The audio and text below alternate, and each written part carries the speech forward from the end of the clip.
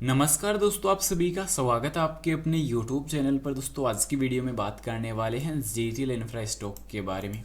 So guys, GTL infra में आज फिर से गिरावट का जो दौर देखने को नजर आया, गिरावट अच्छी खासी देखने को मिली है। पर कहीं ना कहीं दोस्तों इस स्टॉक की वॉल्यूम भी काफ़ी ज़्यादा देखने को मिल रही है। वॉल्यूम के साथ साथ दोस्तों जो अभी के टाइम बीएसएनएल ने दोस्तों एक बड़ी खुशखबरी दे दी है।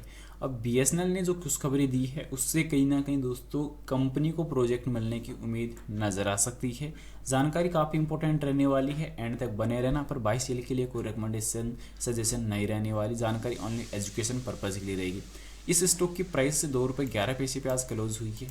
लास्ट सेशन की अगर हम चर्चा करें पिछले 5 मार्केट सेशन में, तो पिछले 5 मार्केट सेशन में दोस्तों इस स्टॉक के जो उतार चढ़ाव थे वो भी काफ़ी ज़्यादा नजर आए। ऑलमोस्ट 6% की गिरावट इस स्टॉक पे हमें देखने को नजर आएगी, यानी कि कंटिन्यूसली डीप डाउन दोस्तों इस स्टॉक में गिरावट ही देखने को मिल रही है। और वहीं लास्ट एक महीने की अगर चर्चा की जाए तो लास्ट एक महीने के अंदर दोस्तों जो टॉप प्राइस रही ₹2.32, तो उसके बाद भी दोस्तों एवरेज जो करेक्शन है वो ऑलमोस्ट नज़दीक देखने को मिल रहा है। क्योंकि अगर मान के चलते हैं कि कल मार्केट में गिरावट अगर 2 पैसे की भी होती है तो ये दोस्तों जो प्रॉफिट चल रहा है, जो पॉजिटिव पॉइंट चल रहे हैं, जो पॉजिटिव रिकवरी चल रही है, तो वो कल बराबर हो जाएगी। अभी के टाइम अगर जो बीएसएनएल की चर्चा हम करने वाले हैं, अब बीएसएनएल ने दोस्तों जो अप्रैल मई 2025 के बाद 5G अपग्रेड पर काम करेगा, इस पर रिपोर्ट जो है वो जारी कर दी है। क्योंकि सिंधिया ने एएनआई से बात करते हुए कहा है कि बीएसएनएल के 4G रोल आउट के लिए सरकार के पास 2 विकल्प थे, या विदेशी तकनीक का उपयोग करके या भारतीय तकनीक का उपयोग करके। और सरकार ने बाद वाला जो विकल्प है वो चुना है, क्योंकि दोस्तों भारतीय तकनीक का ही इस्तेमाल करने वाले हैं, क्योंकि विदेशी तकनीक का इस्तेमाल बिल्कुल भी नहीं करने वाले। उसका दोस्तों बड़ा रीज़न ये था कि विदेशी तकनीकों का अगर इस्तेमाल करते हैं तो कहीं ना कहीं जो भारतीय इंफ्रास्ट्रक्चर कंपनियां हैं तो उनका रोजगार छिन जाएगा और वो चला जाएगा विदेशी कंपनी के पास। क्योंकि स्वदेशी की जो एक अच्छी तकनीक हम मानकर चलते हैं उसमें जो कमियां हैं उनमें सुधार करके अगर हम काम करते हैं तो कहीं ना कहीं वो चीज़ें दूर हो जाएगी जो दूसरी विदेशी कंपनियों से हम एक्सपेक्ट करने की कोशिश करें, या दूसरी कंपनियों पर निर्भर रहने की जो कोशिश जो हमेशा जो रहती है, जो रीज़न रहता है कि दूसरी कंपनियों पर निर्भर, विदेशी कंपनियों पर निर्भर होना और जो स्वदेशी कंपनियां थी उनका रोजगार छिनना।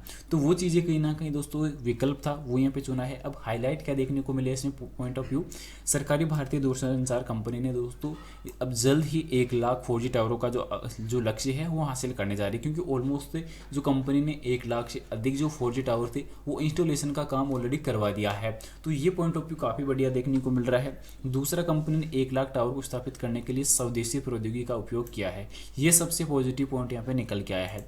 साथ ही साथ ये भी देखने को मिल रहा है कि एक साक्षात्कार ने कहा कि अप्रैल मई 2025 तक 1 लाख 4G टावर स्थापित करने होंगे और उसके बाद बीएसएनएल 5G पर भी काम शुरू कर देगा। तो ये चीज़ें कहीं ना कहीं अगर टाइमली अगर कंप्लीट नहीं होती है तो जल्द ही इनमें दोस्तों और कंपनियों की हेल्प भी ली जा सकती है। क्योंकि अभी के टाइम जो 1 लाख टावर लगाने का जो लक्ष्य हासिल करने जा रही है कंपनी, तो टेलीकॉम ने इन 1 लाख टावर लगाने को लिए दोस्तों स्वदेशी तकनीक का इस्तेमाल किया है। और साथ ही साथ यहाँ पे भारतीय दूरसंचार मंत्री ने एक इंटरव्यू में कहा है कि अप्रैल मई तक 2025 तक 1 लाख जो 4G टावर्स हैं वो इंस्टॉलेशन का काम कंप्लीट हो जाएगा और 5G इंटरनेट इंस्टॉलेशन का काम शुरू हो जाएगा। ये चीज़ काफ़ी बढ़िया लगी, क्योंकि स्वदेशी तकनीक का इस्तेमाल हो रहा है। साथ ही साथ उसमें अच्छी जो पॉइंट ऑफ व्यू निकल के आ रहे हैं कि स्वदेशी इंफ्रास्ट्रक्चर कंपनियों को एक अच्छा जो स्टैंड आउट है वो यहाँ पे मिल रहा है, एक रोल अच्छा मिल रहा है, उनका एक अच्छा प्रोजेक्ट मिल रहा है। तो ये चीज़ें कहीं ना कहीं काफ़ी अच्छी देखने को मिल रही है। क्योंकि 5G के बाद सिंधिया ने कहा कि भारतीय टेलीकॉम मैन्युफैक्चरिंग जोन स्थापित किया जाना चाहिए। क्योंकि सिंधिया ने कहा कि भारतीय टेलीकॉम सेक्टर के विकास के लिए मैन्युफैक्चरिंग बहुत ज़रूरी है और सरकार पहले ही इस सेक्टर के लिए उत्पादन लिंक्स प्रोत्साहन PLI योजना की घोषणा कर चुकी है, जिसमें दोस्तों लगभग 65,000 करोड़ रुपए का राजस्व और 13,800 करोड़ रुपए का निर्यात हुआ है। और इसी परिणाम स्वरूप 25,000 नौकरियां भी मिली है जो बेरोजगार लोगों को। तो ये चीज़ें कहीं ना कहीं दोस्तों यहाँ पे कह सकते हैं कि काफ़ी पॉजिटिव देखने को मिल रही है।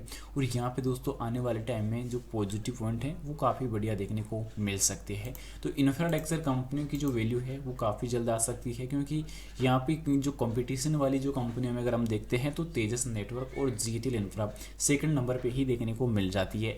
अब कंपनी कंपनी का दोस्तों जो सबसे बड़ा बर्बादी का जो रीज़न हम यूँ कह रहे हैं कि दोस्तों कंपनी के ऊपर कर्ज बढ़ा है।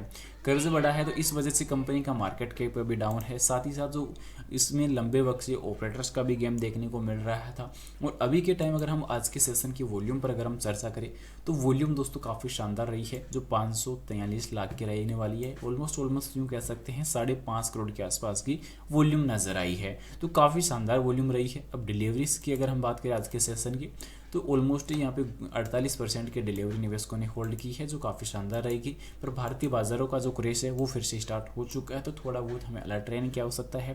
फिलहाल बाई सेल के लिए कोई रिकमेंडेशन सजेशन नहीं रहेगी, जानकारी ओनली एजुकेशन पर्पज के लिए रहेगी। इन्वेस्टमेंट करने से पहले अपने फाइनेंशियल एडवाइजर की सलाह जरूर ले या खुद की पर्सनल डीप रिसर्च जरूर शेयर कर ले। मिलते हैं नेक्स्ट अमेजिंग वीडियो के साथ, तब तक के लिए इजाजत दीजिए। जय Shri Krishna, thanks for watching this my video. जय हिंद, वंदे मातरम।